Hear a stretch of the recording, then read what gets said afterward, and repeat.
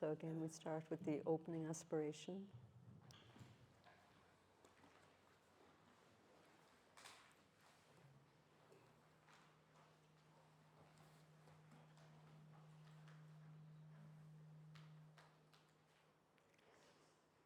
With boundless compassion and wisdom, I will work for the welfare of all. May we be free. Oh, that's good. May all sentient beings have happiness and the causes of happiness. May all sentient beings be free from suffering and the causes of suffering. May all sentient beings never be separated from the happiness which is free from suffering. And may all sentient beings live in equanimity, free from attachment and aversion. May all sentient beings have happiness and the causes of happiness. May all sentient beings be free from suffering and the causes of suffering. May all sentient beings never be separated from the happiness which is free from suffering. May all sentient beings live in equanimity, free from attachment and aversion. May all sentient beings have happiness and the causes of happiness.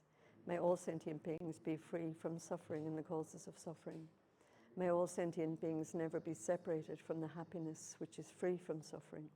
And may all sentient beings live in equanimity, free from attachment and aversion.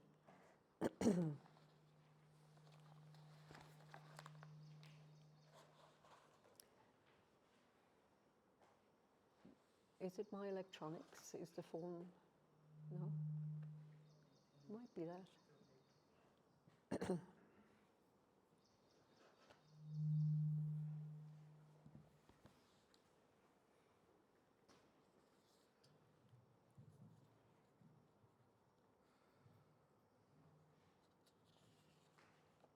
Okay.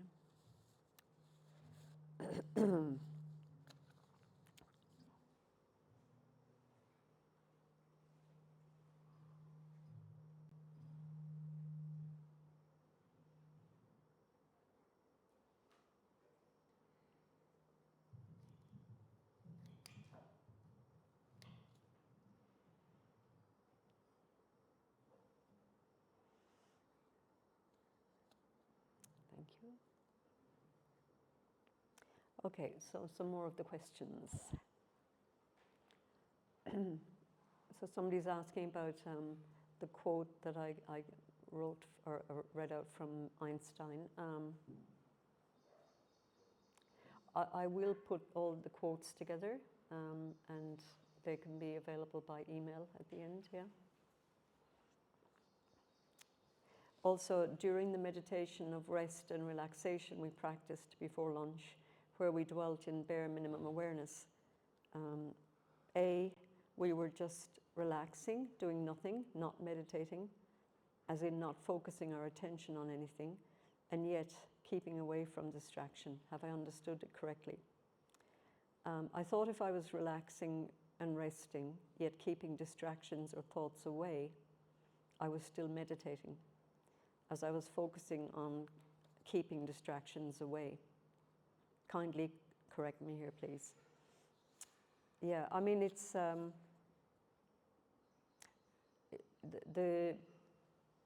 phrase that I was using, and I actually didn't say it correctly, but not meditating and not distracted. Let the mind rest in uncontrived ordinariness. Yeah, not meditating, not distracted. Let the mind rest in uncontrived ordinariness.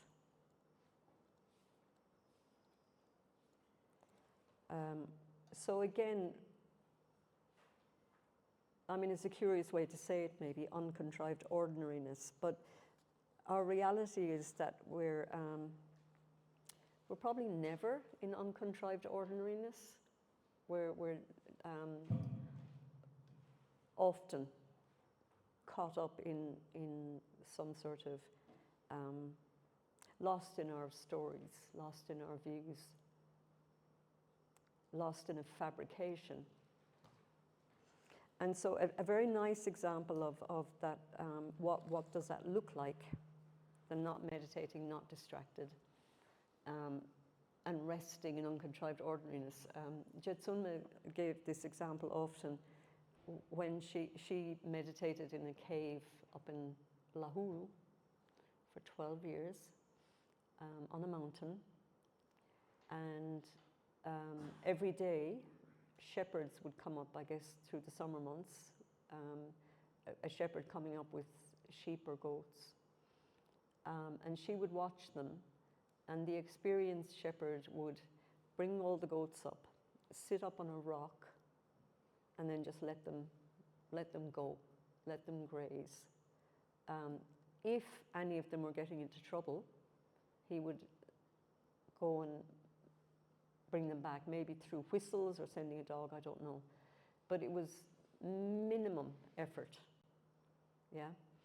And then she said one day a young boy came up with the goats and had obviously been told, you know, lose a single one of them and don't even bother coming home, because the boy was like tense the whole time and kept circling and circling and circling around the edge to stop them from wandering off.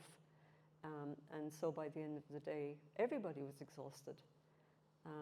The goats hadn't really been able to eat anything, and the young boy had just spent his whole day running and running and running. So that experienced shepherd is not meditating, not distracted, and is resting in uncontrived ordinariness. Alert and relaxed, and only steps in if there's reason to, but has a complete overview of what's happening, yeah? So this is like in our mental space, whatever's arising in our mind, our thoughts, our emotions, if we can align ourselves more with that that overview of the shepherd, then we're relaxed, but also more ready to step in as and when needed. Yeah. So we're not thrown by our thoughts, we're not following them, we're not trying to get rid of them. That's a really common misconception, and that has come up in other questions here relating to thoughts.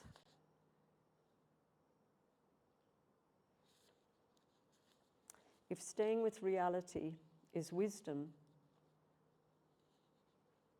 this is a different tack, but I'll go with it. If staying with reality is wisdom, how do we bring about change if we don't like our reality? If I accept my reality, my current state of reality, and become comfortable with it, I will never be motivated to take action to change. Is that the purpose? No.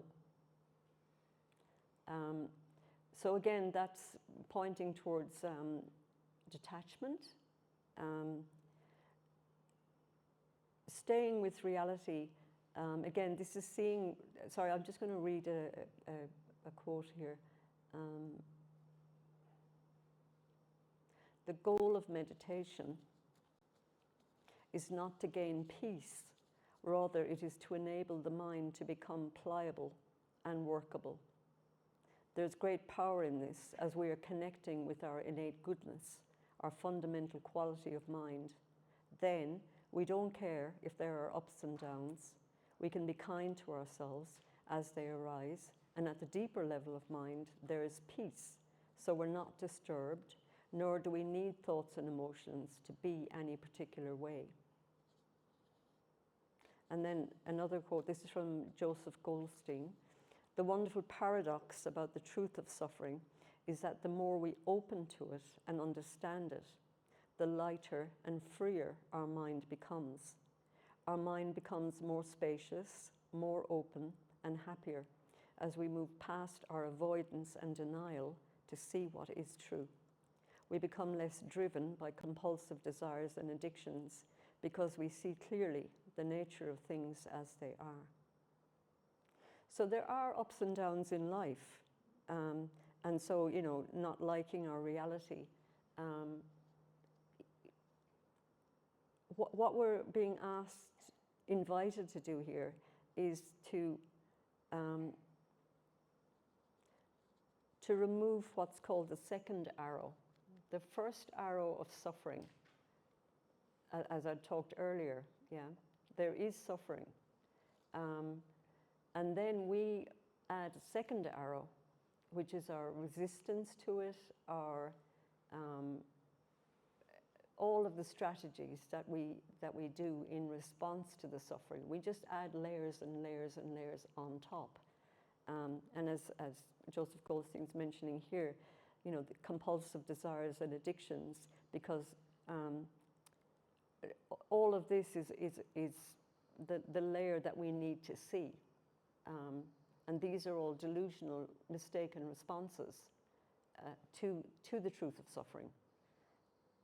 And in seeing them and being able to be free of them, then we're not as thrown by life's ups and downs. And we can make more informed choices. I mean, the reality is things are changing all the time anyway. So you're not going to be stuck, like to say, accepting my reality, my current state of things as they are.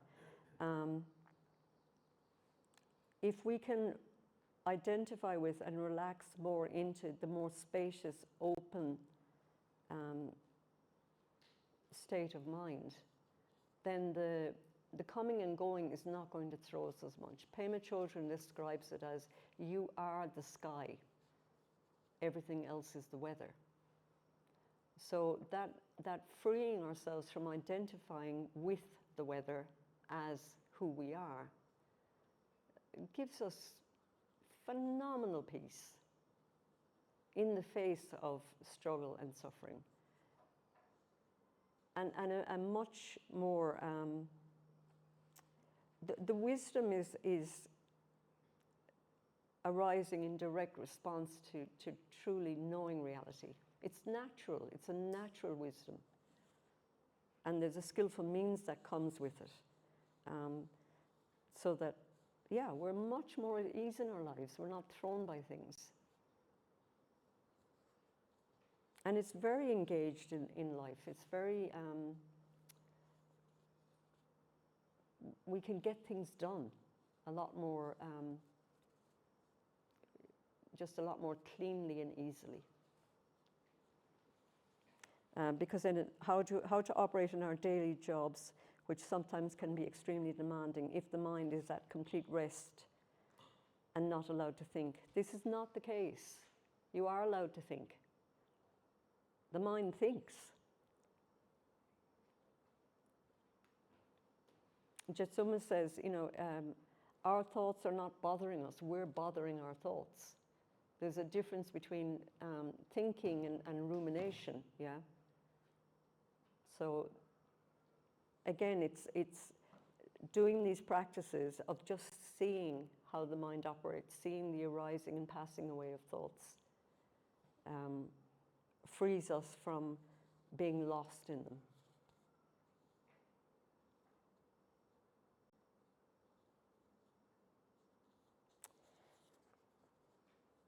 I mean, these are very, very common questions, and you know, I welcome you to ask them over and over again as well. And now here's the big one. I come from Israel. Ever since the war started, I've refrained from watching the news, talking about the war, or seeing any videos of both sides and people. In my eyes, this has kept me sane and my mind clear of horrible images and fear. I also don't participate in any type of protests.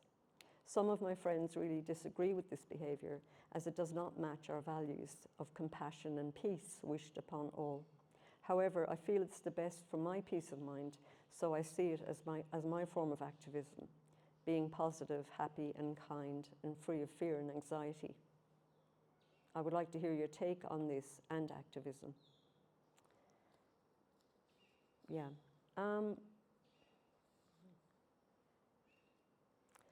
So one thing I did a few years ago, was it during COVID? maybe it was when Trump was first elected, but there was a resurgence of the Black Lives Matters movement. And I was in Australia at the time. And I went to a protest march. And I came away from it feeling very confused, I would say, about my motivation for being there. It didn't feel just that. I just felt confused about it. And I thought there's something, I need to do something, and I don't know what to do.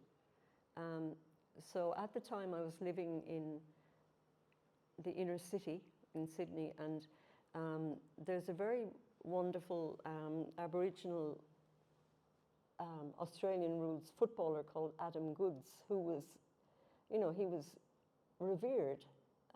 He was made Australian of the Year, I mean, considered one of the best footballers in history, and a very decent human being, doing a lot of good work for his community.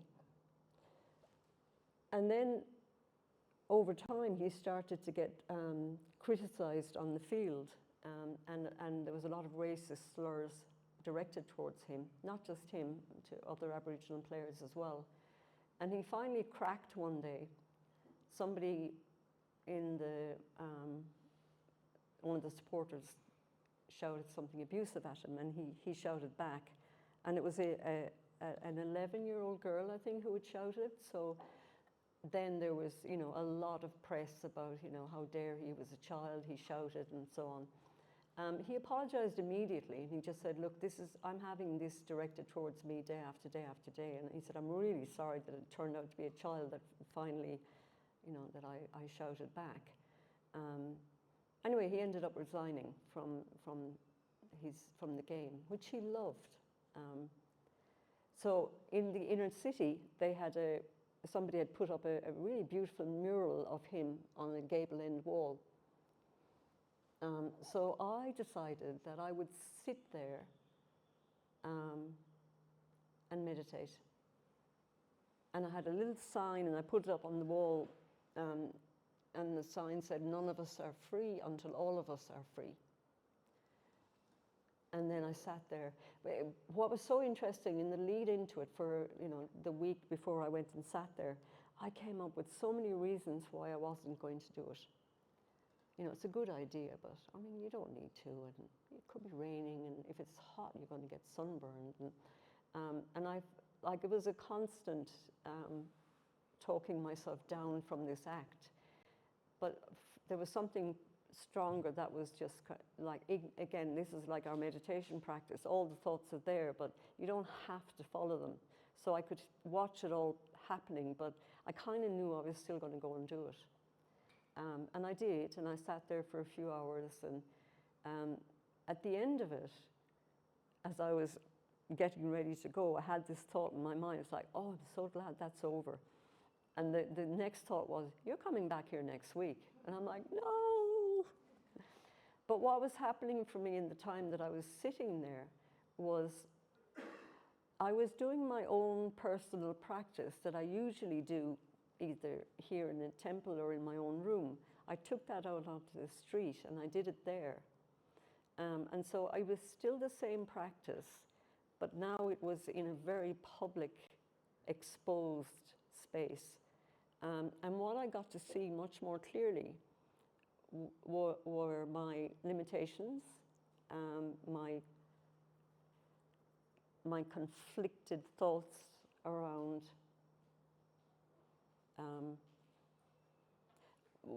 just suffering, you know, personal suffering, institutional suffering, suffering attributed to race, to gender, all of it, any of it. And I do think that the first line of defense for us is to create some space from it, and that's reasonable. But I would also suggest that when we're in that space, a safe space where we're not too triggered, then be useful for us to be really honest with what's arising in our minds. And that definitely was happening for me when I was sitting there out in that exposed place. There was a very raw and honest and humbling exposure of my own mind. We are all prejudiced. We are all biased. The very fact that we believe in ourselves as separate, independent, and permanent guarantees just necessarily that we're going to have, that we're going to be prejudiced and biased. And that's the basis of all wars, of all conflicts, of all, you know, this identification with me is, it might be my religion, my people, my nation, my football team.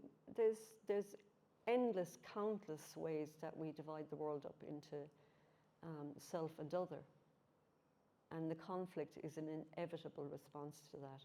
So it has to start with us seeing that honestly in our own minds. So yeah, I would say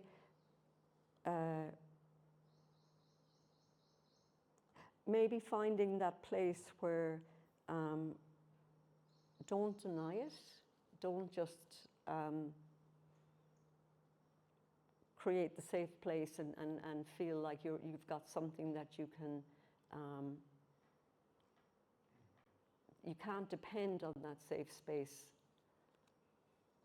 in the long run. I mean, as a temporary measure, it's fine, but use it. Use that safe space to then face your own mind. And you know, when we're doing this prayer, like the 4 immeasurables, these are the only thing that will, like when if we say who's right and who's wrong, again, in the shorter term, it might be fairly obvious who's the victim, who's the perpetrator, but those are just on the surface as well. Everybody's suffering in the situation, and everybody wishes to have happiness, everybody equally. And it literally is mind-blowing to be able to access the truth of that. It's a long, hard road, but it's the only one that will cut through all of the suffering. And it's not instead of activism. I mean, you can still, and again, each of us can choose what's going to work for us, you know, to go out and be part of protest marches and so on. But really check, am I taking sides here? Am I supporting this and then, you know, am I vilifying? Am I just stirring up more anger and division through the process? So there's a lot that we can do to alleviate suffering for other beings in the shorter term.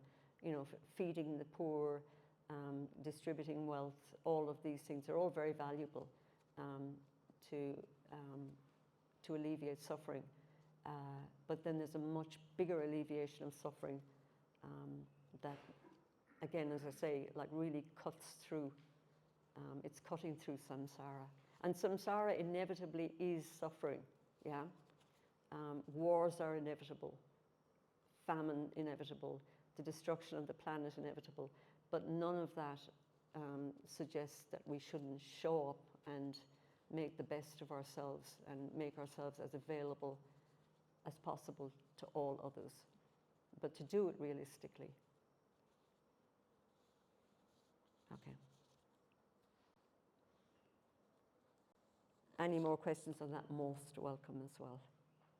Thank you. So we'll do some practice. I'm going to take you through a guided practice.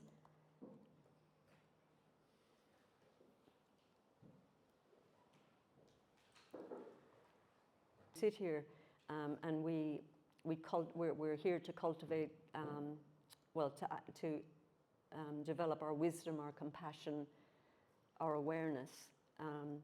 And that aspiration at the beginning, the recognition that this isn't just something personal to us, this applies to all beings, and we are interconnected. So we can, when we are aware of conflicts or, whoever we feel connected to, not just this sort of nebulous mass of they're all out there suffering, but when it kind of hits you personally, these are your representatives that you can, when you want to consider all sentient beings, these are the ones that are helping you to open up and expand into that space. So as we sit here in this incredibly privileged, precious space, then, send your mind out there, connect to these places where there's horrific suffering happening, and genuinely, make the wish that as we work on our minds, that we can become more skillful, more capable of benefiting all beings everywhere. Yeah.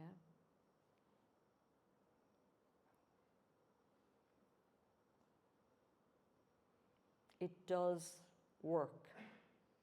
Yeah. I mean, again, Jetsuma often says, like, don't plug into the negativity. We can send out positive energy, and the extent to which we get real about ourselves, to that extent we're capable of sending out that positive energy to others.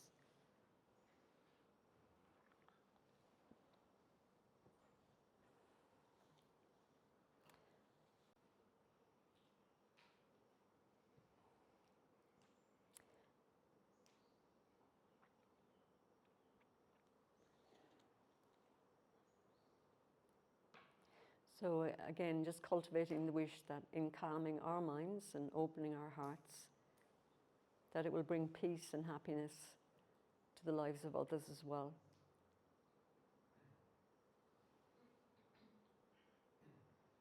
And just see whoever comes to mind as you consider that. Don't be afraid of that.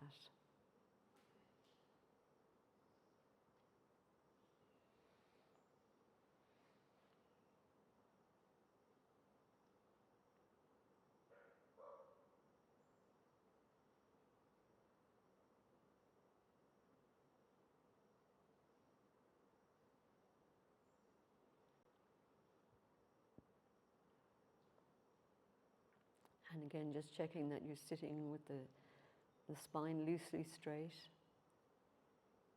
and letting the body be relaxed and at ease. And just going through a quick scan from the top of your head down through your body, noticing any areas of tension. And just allowing these areas to relax.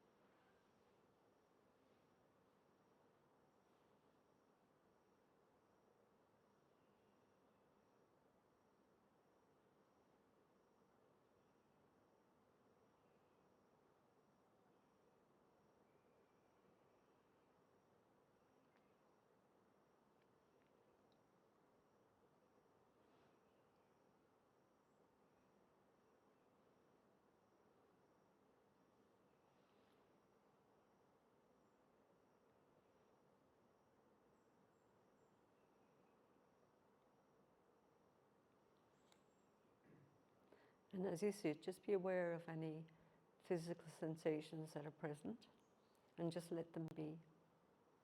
They may be pleasant, unpleasant, and neutral. Just be aware of whatever occurs in the field of the body.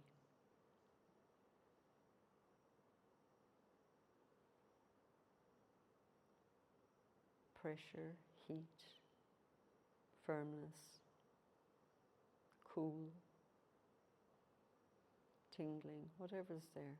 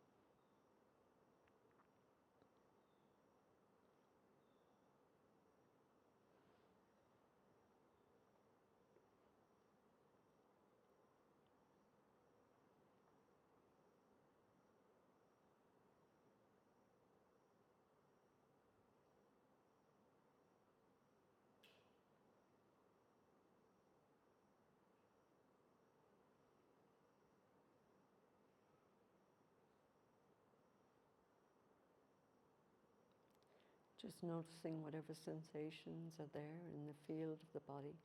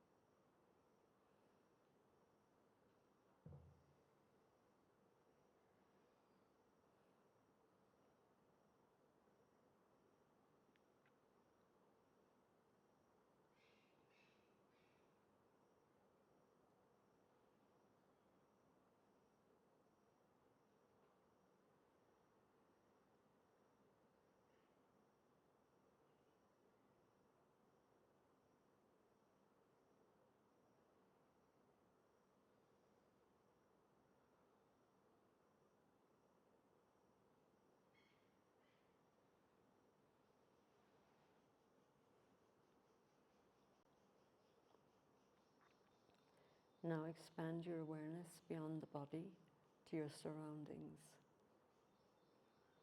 Bring your attention to whatever sounds, smells, or sensations you experience. Letting your awareness become more open and vast as you stay with each for a few moments.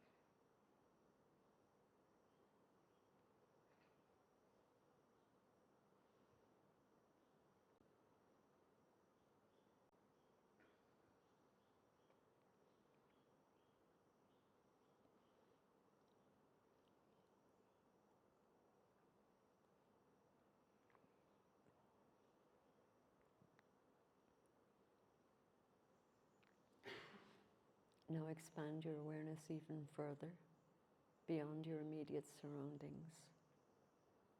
Feel the space around you and above you. Be aware of that space. Like clouds, all phenomena occur in space, change in space, and dissolve back into space.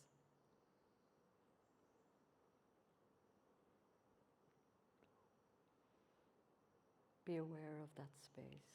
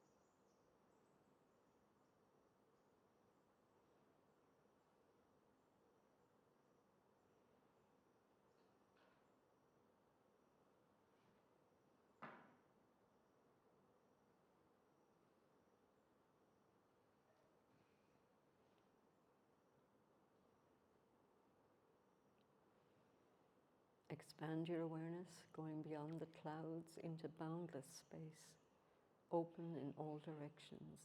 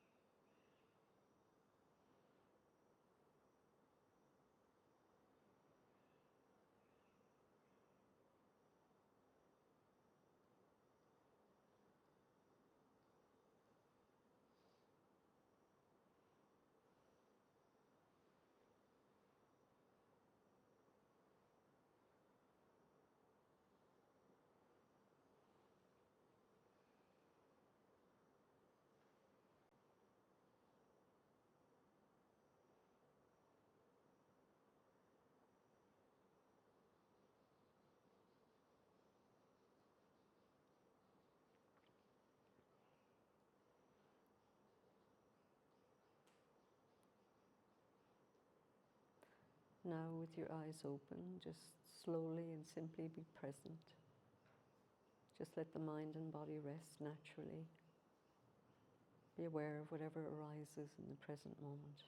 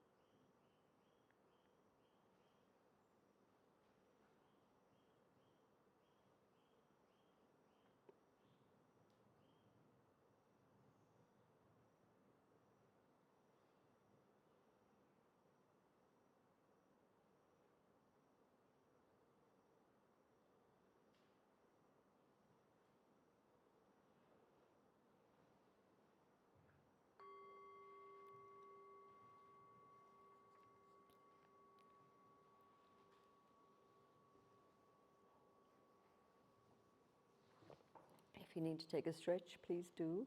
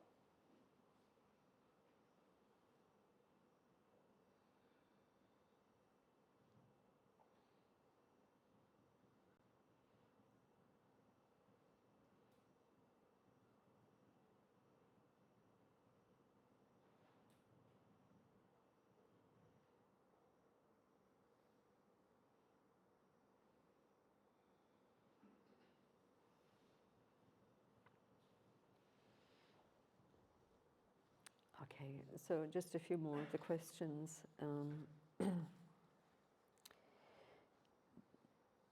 On walking meditation. Can we do walking meditation in front of the library upstairs if it's raining? Yes. Probably only room for one or two up there, I'd imagine, to do it comfortably. During walking meditation, is it recommended to take small steps, or can we take big steps too while walking? It's really just about keeping it as simple as possible. If you want to do big steps, that's fine. But it's not about, as with altering, well, I guess there is a difference, yeah, in that you're slowing it down into a rhythm. But yeah, just choose what's seems simple and easy for you to do. It's not turning it into a performance. There was another question on walking. During my walking meditation, my sensation on my feet were the same as every day. Did I fail being mindful, or am I mindful always? You know the phrase, you can never enter the same river twice? So we look at the river. So you're saying, yeah, it's the same as every day. It is and it's not. If we're aware of what's arising in this moment, it's just this moment. Yeah, it might be similar to what arose before, and that's what we're lost in actually. We're lost in our commentary on what's arising, and so it feels like it's the same. I mean, you wake up in the morning, it's like, oh yeah, here I am again. We should wake up and be completely stunned and delighted that here we are again. But we do take it for granted.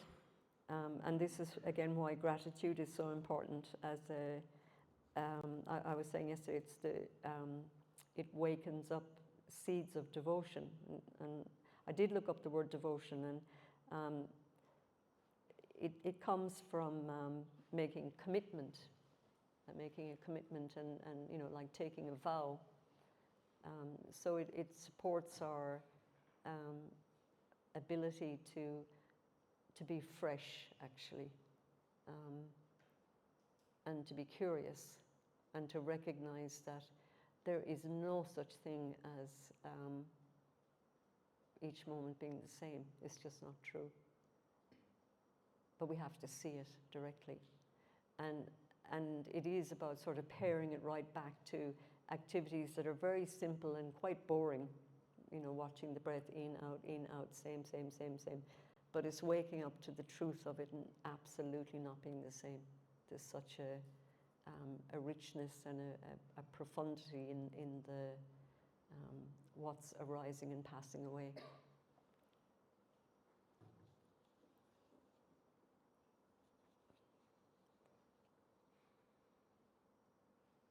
I mean, yeah, did I fail being mindful, or am I mindful always? It's, yeah, I mean, just keep checking.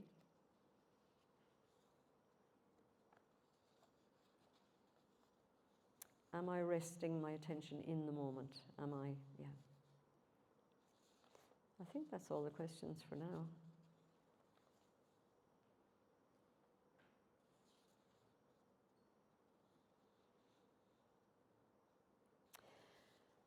When I observe my breath or any other object of meditation during practice, what's my mind supposed to do? If my mind is also focused on observing my breath, so you're dividing up your mind into lots of different spheres here. Then have I not controlled the mind to focus on something? Is that the purpose of the practice, to control the mind or be able to direct the mind towards an object I choose? So the focus on the object is, it's not actually where the emphasis is. The main emphasis is in the ability to be aware of the object. We're using the object as an anchor so that we can recognize awareness. I mean, we are aware all the time, but we don't recognize that awareness. And in that practice that we just did, you know, what we're experiencing is that awareness is limitless. It can hold everything.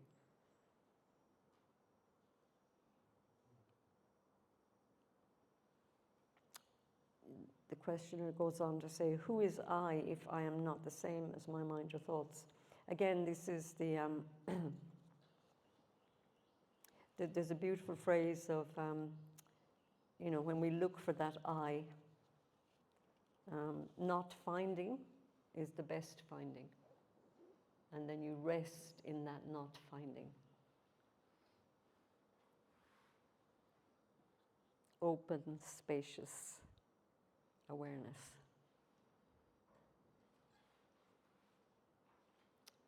Okay, so we're going to do, we'll go back to doing a breath meditation, and if people want to do the walking meditation as well, you can. And we will come back for a final 15-20 minutes here. So I'll ring the gong at the end of the 15 minutes for the walkers to come back in.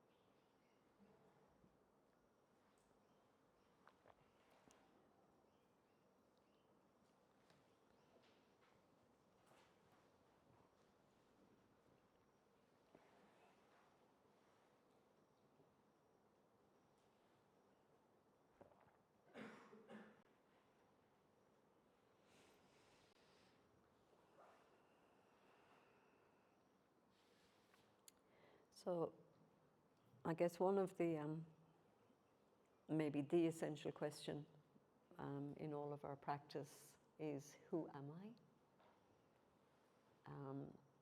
I? And I wanted to read a story and a poem from Thich Nhat Hanh, the Vietnamese monk who was an activist in Vietnam during the Vietnam War, and he eventually got banned from going back there.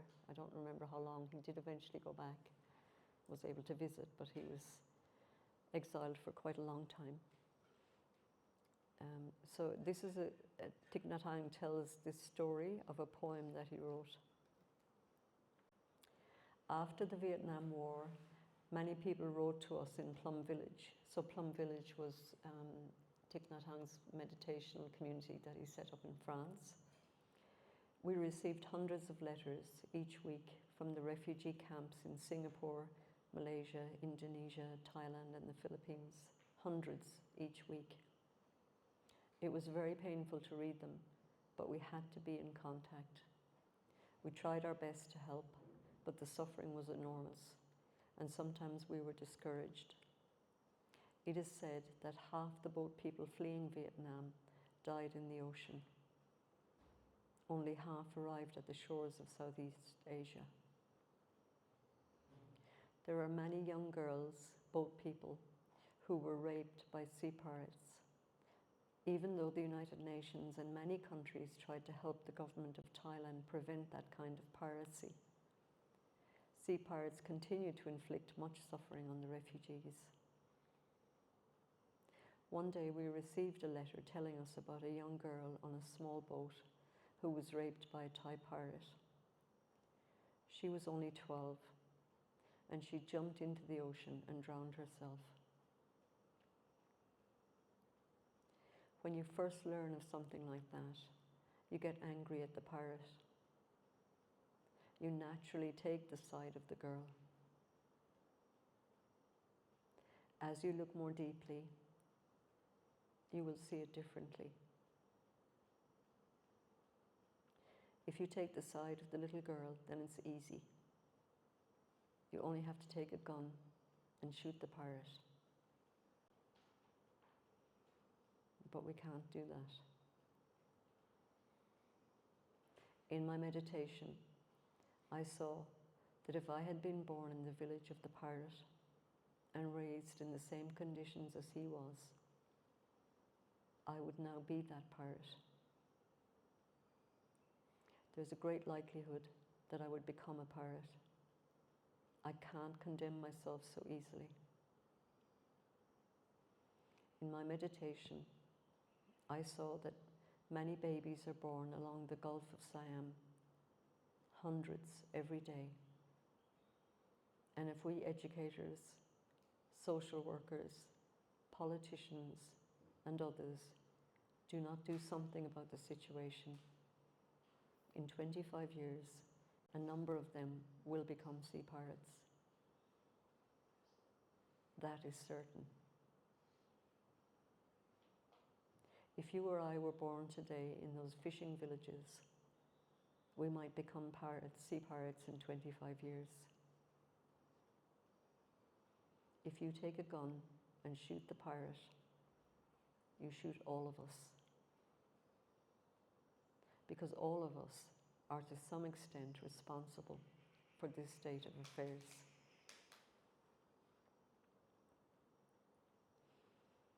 After a long meditation, I wrote this poem.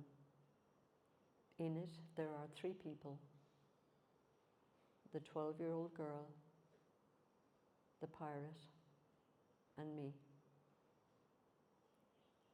Can we look at each other and recognize ourselves in each other? The title of the poem is called "Please Call Me by My True Names," because I have so many names. When I hear one of them, I have to say yes.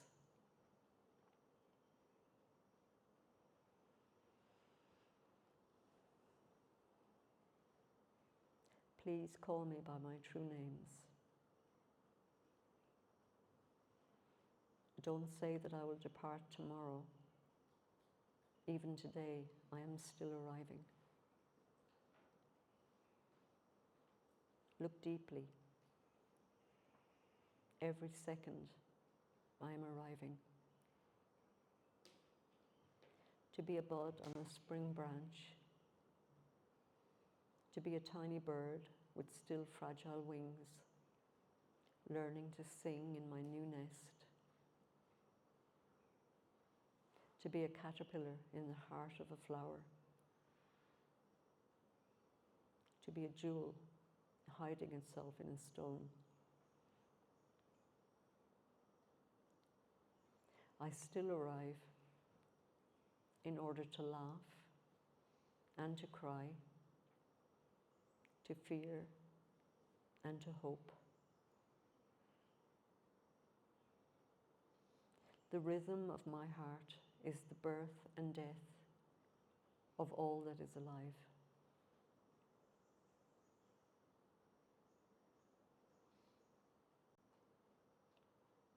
The rhythm of my heart is the birth and death of all that is alive.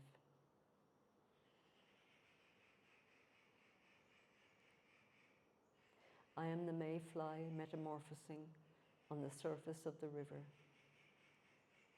and I am the bird that swoops down to swallow the mayfly.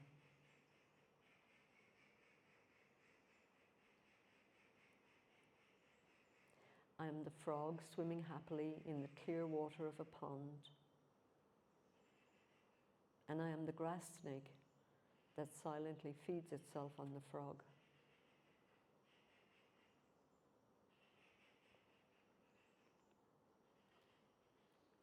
I am the child in Uganda, all skin and bones, my legs as thin as bamboo sticks.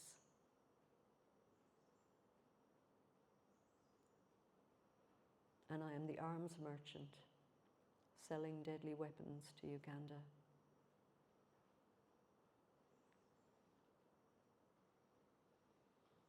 I am the 12-year-old girl, refugee on a small boat, who throws herself into the ocean after being raped by a sea pirate.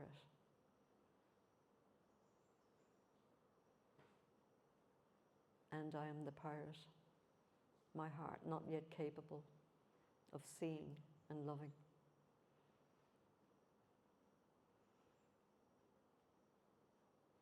I am a member of the Politburo with plenty of power in my hands. And I am the man who has to pay his debt of blood to my people, dying slowly in a forced labor camp.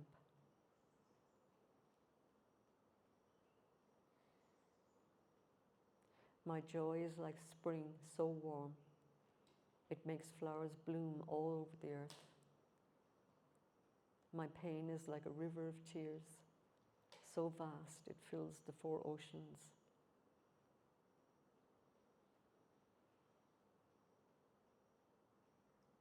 Please call me by my true names, so I can hear all my cries and my laughter at once, so I can see that my joy and pain are one. Please call me by my true names, so I can wake up,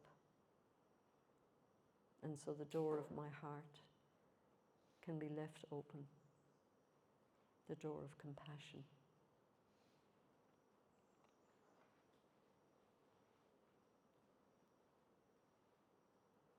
Please call me by my true names, so I can hear all my cries and my laughter at once, so I can see that my joy and pain are one. Please call me by my true names, so I can wake up, and so the door of my heart can be left open, the door of compassion.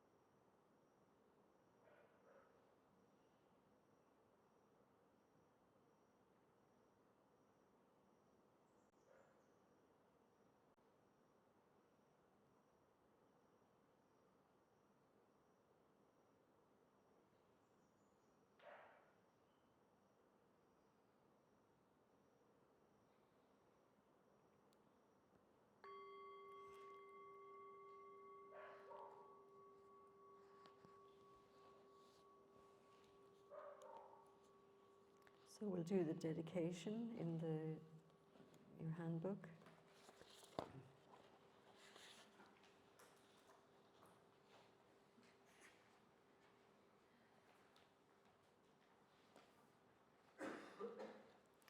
By the power of this compassionate practice, may suffering be transformed into peace. May the hearts of all beings be open, and their wisdom radiate from within.